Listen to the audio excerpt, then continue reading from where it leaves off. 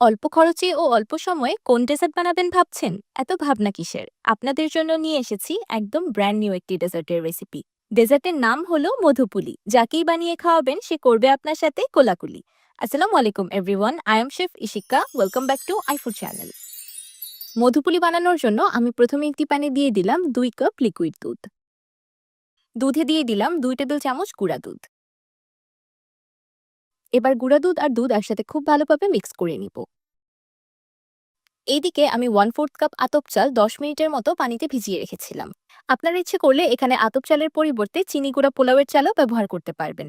আর যদি হাতের কাছে কোনোটিই না থাকে তাহলে ভাত খাওয়ার চালও ব্যবহার করতে পারবেন। এবার আমি এই চালগুলোকে অল্প একটু পানি দিয়ে কোর্সলি ব্লেন্ড করে নিব। দেখতেই পাচ্ছেন আমি চালগুলোকে সম্পূর্ণ ব্লেন্ড করে পেস্ট করিনি, হালকা দানাদার রেখেছি। এবার এই চালের পেস্টটা দুধে অ্যাড করে দিলাম। এবার চুলার মিডিয়াম ফ্লেমে নেড়ে চেড়ে ক্ষীরটাকে রান্না করতে থাকবো ঘন হয়ে যাওয়া পর্যন্ত। রান্না করতে করতে চালগুলো অলমোস্ট সিদ্ধ হয়ে গিয়েছে আর ক্ষীরটাও অনেকটাই ঘন হয়ে এসেছে। এবার দিয়ে দিলাম 1/4 কাপ চিনি।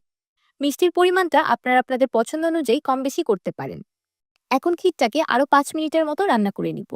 দেখতেই পাচ্ছেন ক্ষীরটা অনেকটাই ঘন হয়ে আঠালো হয়ে এসেছে। এবার এটাকে চুলা থেকে নামিয়ে নেব। চুলা থেকে নামানোর পর যখন ক্ষীরটা ঠান্ডা হয়ে যাবে তখন আরেকটু ঘন হয়ে যাবে। আমি একটি বড় পাতিলে পরিমাণ মতো পানি দিয়ে উপরে একটি স্ট্রেনার বসিয়ে দিয়েছি। এবার স্ট্রেনারে দিয়ে দিলাম 12 পিস পাউরুটি। এবার এই পাউরুটিগুলোকে 2 মিনিটের মতো স্টিম করে নিব। এতে করে পাউরুটিগুলো খুব বেশি সফট হয়ে যাবে আর পরবর্তীতে কাজ করার সময় ভেঙে যাবে না। পাউরুটিগুলো স্টিম করা হয়ে গিয়েছে, এবার এগুলোকে চুলা থেকে নামিয়ে নিচ্ছি। এখন আমি পাউরুটিগুলোর সাইডের ব্রাউন অংশগুলো কেটে ফেলে দিব। আসলে ফেলে দিব না, আমি পরবর্তীতে এই ব্রাউন অংশগুলো দিয়ে ব্রেড ক্রাম্বস তৈরি করে নিই। সবগুলো পাউরুটি কাটা হয়ে গিয়েছে। এবার একটি ব্রেড স্লাইস একটি বেলুনের সাহায্যে বেলে ফ্ল্যাট করে নিচ্ছি। মাঝখানে দিয়ে দিচ্ছি আগে থেকে তৈরি করে রাখা ক্ষীর। আঙুলের সাহায্যে পাউরুটির চারিদিকে পানি লাগিয়ে দিচ্ছি যেন পাউরুটিগুলো খুব সুন্দরভাবে সিল হয়ে যায়। এবার পাউরুটির 2 কোণা একসাথে মিলিয়ে একটা ত্রিভুজের মতো শেপ দিয়ে দিব। একটি রাউন্ড শেপের কুকি কাটারের সাহায্যে আমি পাউরুটি থেকে একটি পুলি কেটে বের করে নিচ্ছি।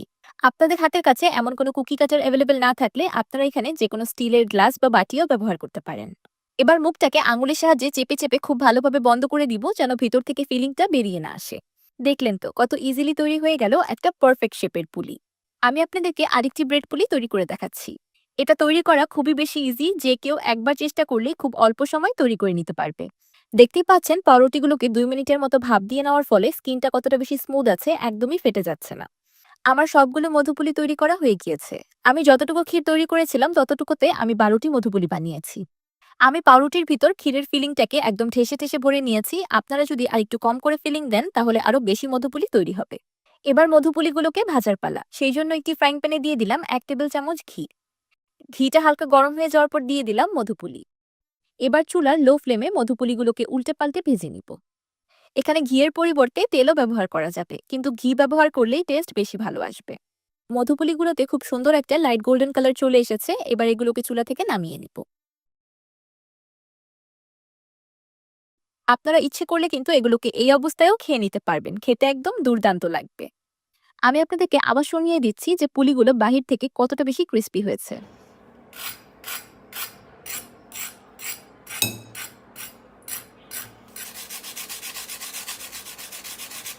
এবার একটি প্যানে দিয়ে দিলাম 2 কাপ লিকুইড দুধ, 2 টেবিল চামচ গুঁড়া দুধ আর 3 টেবিল চামচ চিনি। এবার সবকিছু একসাথে খুব ভালোভাবে মিক্স করে দুধে একটি বলক তুলে নিব। আমি একটি গ্লাসে 1/4 কাপ দুধ আলাদা করে রেখেছিলাম। এবার এই দুধে দিয়ে দিচ্ছি 1 টেবিল চামচ কাস্টার্ড পাউডার। কাস্টার্ড পাউডার আর দুধ একসাথে খুব ভালোভাবে মিক্স করে একটি মিক্সচার তৈরি করে নিব। এবার এই কাস্টার্ড পাউডারের মিক্সচারটাকে দুধে অ্যাড করে দিচ্ছি। এক হাত দিয়ে অ্যাড করব, আরেক হাত দিয়ে অনবরত নাড়তে থাকবো যেন দলা পাকিয়ে না যায়। এবার এই মালাইটাকে আরো 2 মিনিটের মতো রান্না করে নিব। যেহেতু এখানে কাস্টার্ড পাউডার অ্যাড করা হয়েছে তাই 2 মিনিটের মধ্যেই মালাইটা ঘন হয়ে আসবে। এবার এটাকে চুলা থেকে নামিয়ে নিব। চুলাতে এর থেকে বেশি ঘন করা যাবে না, তাহলে পরবর্তীতে নামানোর পর বেশি ঘন হয়ে যাবে। এবার গরম গরম মালাই আগে থেকে ভেজে রাখা মধুপুলির উপর ঢেলে দিলাম। ডেজার্টটা দেখতে কতটা বেশি লোভনীয় লাগছে, তাই না?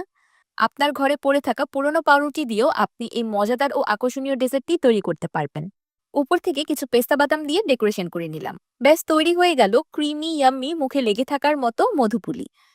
ডেজার্টটা বানাতে একদমই কম খরচ হয়, সময়ও একদম অল্প লাগে, কিন্তু খেতে একদমই দুর্দান্ত। ১টা বা ২টো খেয়ে মন ভরবে না। ইচ্ছে করবে পুরো প্লেটই খেয়ে নেই। এই মধুপুলি ডেজার্টটি খাওয়ার সময় মনে হবে আপনি কোনো দামি ডেজার্ট খাচ্ছেন। এটা এতটাই বেশি মজাদার। যেকোনো উৎসব বা আয়োজনে আপনারা খাবার টেবিলে শুধু এই ডেজার্টটা বানিয়ে রাখলে আর কিছুই লাগবে না। ডেজার্টটা খুবই বেশি হেলদি, চিনির পরিমাণও খুবই কম ব্যবহার করা হয়েছে, তাই বাচ্চাদের খাওয়ানোর জন্য খুবই পারফেক্ট একটা খাবার। আমার তো হাতই থামছে না, ইচ্ছে করছে খেতেই থাকি। এই ঈদে যদি আপনারা কোনো ভিন্ন ধরনের ডেজার্ট আইটেম বানাতে চান, তাহলে এই মধুপুলিটা অবশ্যই বানিয়ে খাবেন আর আমাকে কমেন্ট করে জানাবেন আপনাদের কাছে কেমন লাগলো। যদি রেসিপিটা ভালো লেগে থাকে তাহলে অবশ্যই একটি লাইক দিয়ে দিবেন আর আমার চ্যানেল সাবস্ক্রাইব করে আমার চ্যানেলের পাশেই থাকবেন। আল্লাহ হাফেজ।